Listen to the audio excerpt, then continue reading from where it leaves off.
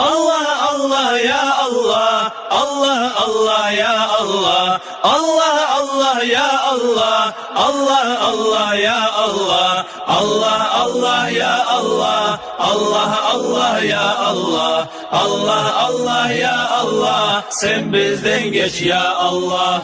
Bismillah bulan başla, beni kalamım yaza, noksan sıfattan Allah, seni ete biz taza. Sen bir sen ortakçım yok, güçlü sen kuduraklıysan, alimler maqtav etken, 99 aklısan. Her kim şeylik geltirse, ağlarını birine, oltalaysız yes olur, cehennemli törüne.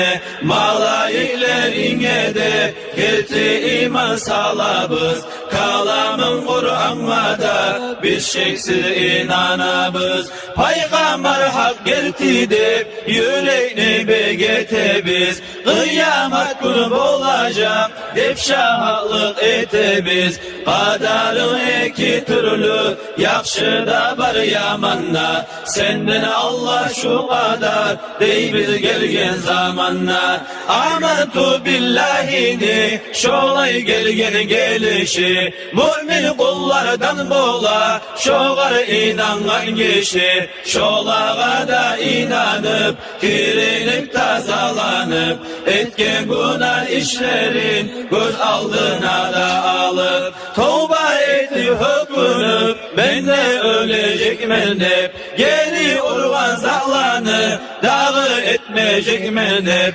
Namazını orazanı verip maldan zakanı, yürütme getiyişli Allah borç etken zanı. Namazını kılmay gallar, oraza tutmay gallar, zakatını vermey geller, dinini yürütmey geller. Allah'a şükür etmey, nimetlerini aşaysız, çarkıvız süygen etip kulep oynap yaşaysız. Oylaysız sınmayacak deyip haligi bar güçügüz, Tanrı'na kıyamet gün bulacak hükümçügüz. Köp güçlüler yığılgan bağrın sari saz kabıp, köp baylar malın koyup yatkallar toprak yapıp. Baylar neye aşağı artka saldırmağallar, baylık bulan calların nege kaldırmağallar, nege olar